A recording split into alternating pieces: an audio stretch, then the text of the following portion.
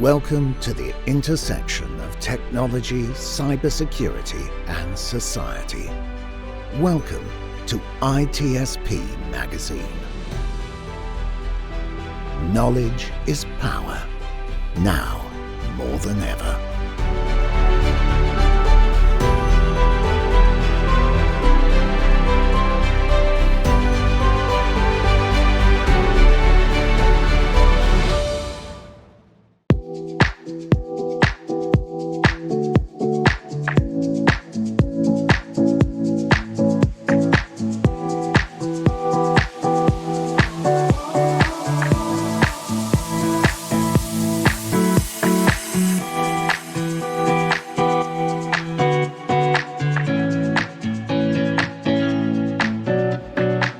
Hey everybody, welcome back to another amazing episode. Erika, are you ready for this? I'm so ready. I am ready to dive into the world of cybersecurity, our passion area, and we're going to be talking about one of our favorite things, GRC. GRC, whoop whoop. I'm excited. I'm really excited today because we have the privilege of hosting a truly remarkable guest, Lupe Peterman, with an impressive career spanning 16 years in the insurance industry and then a recent pivot into information security. Lupe is a passionate professional that everybody's going to be able to see today or hear if you're listening to this, who really strives to help clients reduce security risk and improve decision making. Lupe's journey as a first-generation immigrant has greatly shaped her professional outlook, where she has learned to transform her challenges into unique learning opportunities, showcasing her resilience and resourcefulness. Her unique combination of experience in insurance and cybersecurity has allowed her to offer her clients a unique perspective, helping them navigate risk and uncertainty. So today, Lupe is a thriving nerd, just like Erika and I. So we are thrilled to be able to nerd out with her again on a favorite topic that we love to talk about, GRC. So Erika, are you ready to bring our guest on the show? Come on, Lupe. Come join us. Do it.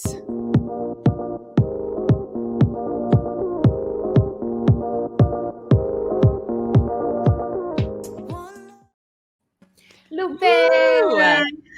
And voila, she has arrived. So happy to be here. Thank you for having me. Absolutely. You look so lovely. How are you doing? Do you feel good? You ready for this? I'm so ready. Yes. Talk about one of your favorite topics. Because, I mean, you've been in the career field, like in total with school, what is that, 3 years? 3 years in total, yeah. Yeah, and you went from 16 years, a career in insurance, and a lot of people would have just assumed, heck, why don't I just stay in insurance? But you did not decide to do that. Instead, you decided to do a complete career pivot, and I would love for us to be able to kick it off with you sharing a little bit about your journey of that transition. Kind of what did it look like going from insurance into information security, and what was your big motivation behind that shift? Yeah. So like you said, I was in insurance for 16 years, and I was passionate about the work I was doing. I was happy. I was thriving. I saw myself progressing in that field and thought that I was going to retire from insurance. But then, at some point, I started feeling like I wasn't being challenged. I started feeling unfulfilled, and I was not happy, and that went on for about a couple of years. And I kind of had, an inner talk with myself and just said, hey, you're not going to retire anytime soon. You still have a good amount of years left. Do you want to be miserable for those years? And ultimately, I decided that's not what I wanted to do. And so with the support of my husband and, thinking and considering all the pros and cons, I decided to enroll in a master's program in information security. So that was the first step. I had a friend who was actually also pursuing a degree in information security. And, I talked to her, and it just seemed like such an interesting and fascinating industry. And I said, you know what, I have to do that. That's what I want to do. And so, I got accepted into this program, and I'm proud to say that I graduated this past spring. It's been a long 2 years. And, I was fortunate enough to be able to secure a role in information security, even while I was in school. I had initially thought that I would have to wait until I graduated and then start interviewing then. But, the pieces fell into place, and I was prepared, and opportunity presented itself. So I was able to secure this role, and I'm just grateful and feel like it's the best decision I've made in my career.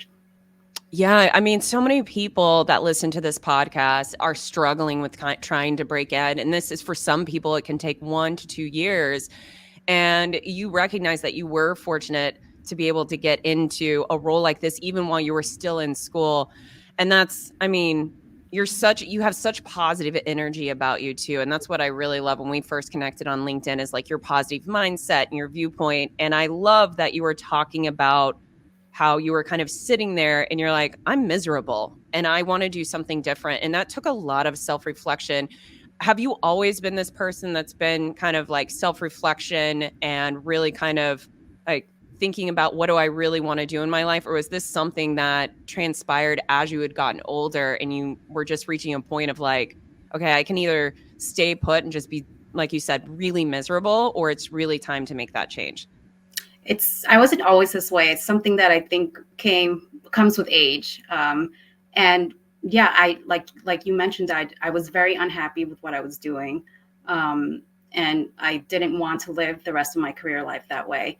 So, I had, two choices. I could either stay and do what I was doing, or try something different. And I truly believe that, if you want something really badly, you can make it work. You can make it come true.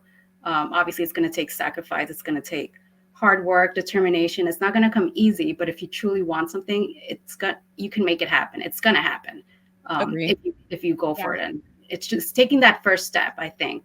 Everyone I had some people tell me like, oh, you're crazy. You've been doing this for so long. And I wasn't at the start of my career. I had been in this, as a professional working for many years. And so some people thought I was crazy and I should just stick it out. And I said, no, I'm not going to do that. That's not me. I love that. You have to pick your heart. And that's something that, we all know, right? It's like, it would be hard to stay put in a job that you don't necessarily love.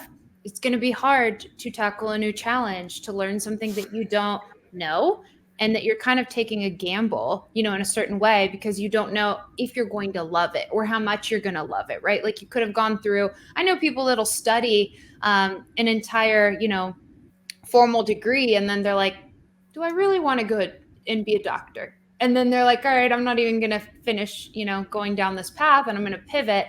And then before you know it, they've changed majors like 4 times, right? So we all know that. I was also going to say, it's super fun that you had a friend to do this with, because that's super cool. She said, I'm doing this. And you said, information security sounds pretty cool. Sign me up. Jax and I love to do things together. So I was going to say, it's really fun that you had kind of like an accountability buddy, somebody to kind of like talk things through. Did she also graduate just in the spring with you? So she was going for her bachelor's, but she graduated a little less than a year ago. And yeah, it's great to have someone to bounce ideas off of. And and you're creating your own network now. Like you're in a position now where you're talking to fellow cybersecurity peeps. You're starting to make those connections. You're starting to understand like the landscape. So I know while you feel relatively new, as I was telling you before we click record, you're actually a seasoned veteran in the cybersecurity space, because the amount of information that we consume, the amount of learning that we do just in 1 year, it really is. It's multiple years worth of information. I am going to do a little pivot. I've been so excited to ask you this question because as a fellow first generation immigrant, Latinas representing in the house today, I wanted to ask you your background, right? Like, how do you think that has played a role in who you are today in your career, how you show up professionally? It's been a great influence in my career and personal development. Watching my parents hustle every day, working. My dad at times would work 2 jobs to provide for us. My mom was very resourceful. She couldn't work because she had to watch us. We were still little. But she would, find ways to make money and extra cash and help my dad out. She'd watch and babysit other people's kids. She'd cook and sell food at local festivals, anything that she could come up with to make extra cash and help my dad out, she would do.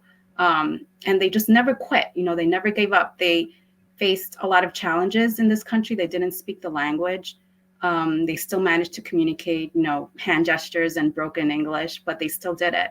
And, their main purpose for immigrating to the US was to provide us, their children, for a better life, better opportunities, right? And I couldn't see that go to waste. So me doing something that I was unhappy doing was, kind of letting them down in a way, right? Because they brought us here to do what we wanted to do and to follow our dreams. And so that definitely influenced, it influenced my decision, and it influences how I work every day. I always give my all. And if things go wrong, I just shake it off as best I can and, move on. And it's not always perfect. There are days and there are circumstances where I do feel defeated, but, that comes and goes, and I just keep at it. Sí se puede, right? That's Exactly. what I always say. I'm like, there is no challenge too big. We are going to keep going at it, and we're going to, conquer all of our wildest dreams. I think that is something so beautiful, that, as children coming to this country, learning a language, like learning the lay of the land, like having these opportunities, I think it's just so wonderful. And I think that's something that all of us have, in common, is this, like, we saw what our parents, had in mind for us. Like, they had these dreams for us. And so for us, it's like, we can't do them a disservice. And so we all want to not only make them proud, like make our entire, like, home country proud. Right. So I think it's awesome. I love what you're representing today. I love what you're doing. You're making your children proud, your family proud, your parents, everybody here. And I'm just so excited to be having this conversation with you today and learning more about you. Thank you. And it's great. I mean, as women in general, we know that this is a male-dominated industry. We're slowly paving the way, but also seeing another fellow Latina in this industry is really something special. Absolutely. Couldn't agree more. I'm loving this. This is so exciting. Oh, all the love. I'm feeling virtual hugs going on right now. This is so exciting. And if you guys are watching this on YouTube, you can see how just smiley and amazing this is. So you are in the GRC space, governance, risk, and compliance. Love this space. Personally came from cyber threat intel, kind of knew the GRC space, but not really. Obviously, this has been Erika's, like, where she's my been. Bread and butter. Yeah, that's funny. I was going to say that. I was like bread and butter, but I didn't. And I love it. I love it because it's so diverse and you can do so much. And you were talking about, like, this is your first job, and something we like to do on this show is demystify cybersecurity and, like, really simplify kind of what this job looks like, because it's so different for every person. And you're involved with working with various different companies and helping them increase their overall cybersecurity in GRC. And you do this by leveraging different frameworks, helping them develop and establish different policies and procedures. So considering the vast range of responsibilities that you likely have taken on in your position, can you take a moment, just paint a picture for us of what a normal, typical day may look like for you when you go to the office, or if you go to the office, or if you work remote?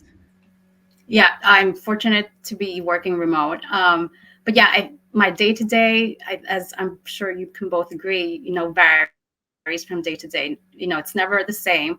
Today's never like yesterday, and it's hard to predict what tomorrow is going to bring. But in essence, I work on different projects that span maybe a couple of weeks. And so far in the year that I've been in the industry, I've gotten to do a vast array of different types of projects and work with different types of clients. And so, it's been a whirlwind, but it's been a joyride, definitely.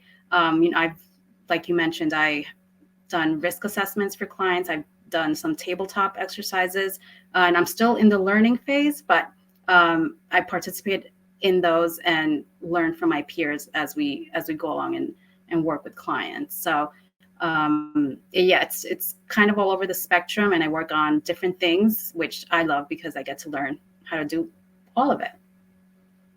So what is, before I pass it over to Erika, if somebody's listening and they're wanting to break into the GRC space, what is one piece of advice that you would provide them that you wish you knew before you broke in and got your first job within the space? I guess I'd have to say, reading about conducting these types of projects is different from actually performing them. I feel like I've learned more on the job than I did probably reading about them during my master's program. So I would say to anyone that's looking to get into it, try and get that hands-on experience because it's really going to come in handy. Yeah, that's great advice. Any labs, hands-on exercises that you can do are going to give you a lot more than just like studying for a test, right? Because we can all memorize things and take a test. So third-party management, like third-party vendor management in particular. I spent some time in this space. It's a space that I personally love. I know that you're spending a lot of time doing some third-party risk management. I want to talk about third-party risk. Like, I love this stuff. So let's talk about what types of risks are you seeing today, right? Like, what are you seeing come up more frequently when you are performing these assessments? Are there specific areas that you're seeing trends or areas that you think organizations should be spending more time on? I think the most common ones that I see are lacking privileged access controls, like they're not performing regular reviews of their privileged account access. I'd also say not providing proper training, secure code training to their application developers. And also, I've seen quite a few not having a third-party risk management program in place, which is kind of ironic. But I'd say that those are probably the three most common ones that I'm seeing. Man, okay, so the riskiest one of all sounds like not having a function at all. Because you can't secure anything if you don't have anything to start with, right? Exactly. It's denial. It's the denial that we do in our world. Yeah. Right? It's a denial. It's not there. It doesn't exist. Yeah. Right. There's no risk if I can't quantify it or if I don't know it's there. If you don't admit it, it's not a problem. Yeah. So, I mean, what are these organizations doing that don't have third-party risk management functions? Like, do they just think that the risk doesn't exist? Do they think that they can mitigate all the risk? Like, what kind of vibes are you getting? I think some of it might be they don't have the proper resources in place. Depending on the size of the organization, they might have a handful to hundreds of vendors that they have to assess. So I think probably getting the program off the ground is intimidating, and that might be a reason why they don't tackle it. Yeah, that's valid. Mm-hmm. Yeah, with anything, I think you got to make it into like bite-sized chunks, right? That's why you do a risk assessment so that you can kind of like tier the vendors. Right. You have to start figure out, right? Like, let me do a chunk of them each quarter. Like, let me start figuring out like what the threat landscape looks like. So I'm going to ask you, do you believe that it is possible to just entirely mitigate third-party risk within an organization? I would say that I don't believe it can be entirely mitigated. I think that, like I said, conducting third-party risk assessments, it's kind of a snapshot in time of the security posture at the moment that you do the assessment, but things can change. There's, like we all know, emerging threats. The controls in place might not be adequate, or they might become obsolete. Things like that. So, it's important to always, conduct regular assessments and monitor third parties because of that change that it happens rapidly. Yeah, absolutely. And I think that that's why, taking that risk-based approach, putting in mitigating controls, having that function established is just so important because that's going to be an ever-changing threat landscape, right? So I'm with you. I would have answered the same thing, but it's just really important. Ding, ding, ding, ding. Yeah, so it's really important, I think, just for people to understand that, like, the risk just needs to be, you need to be aware, right? So, like, know what you have, know your vendors. I mean, we were talking about this a little bit when we were talking about vendor management. Like, it is incredible how many people don't even know what vendors they've contracted or like what information they're sharing with their vendors. If you don't know what information your vendors have, then you don't know what that classification of data is. Then you don't know what the risk is there, right? Like it's just this like downstream effect of risk, right? So absolutely. I think that this is something that needs to be just managed. And I hope that anybody listening out here is just like, yeah, vendor risk management is really important. I should learn more about that, or I should make sure my organization has something in place. Absolutely. So, while we're here, I know that either we've got some listeners or we've got some people tuning into the video. They want to watch your journey. They want to see, all of the amazing things that you're going to accomplish throughout your career. What is the best way for some of our listeners or viewers to follow your journey? I think the best way would be to connect with me through LinkedIn. That's primarily the best way to contact me. Awesome. So Lupe Peterman on LinkedIn. You heard it here first. So we are so excited that you came on the show, Lupe. Thank you so much for sharing your insight, your experience, and all of your wisdom with us today. And thank you both for having me. It's been fun. So much fun. All right. So that concludes our show today, guys. For all of our listeners, viewers, wherever you are tuning in from, please make sure to like, subscribe, and to catch us on our next episode. If you have any episode suggestions, whether it is topics you want to hear about, whether it's guests you'd like to see on our show, please shoot us an email at 2cyberchicks@gmail.com. That is 2 and then cyberchicks@gmail.com. We will see you on the next one. Bye. Bye.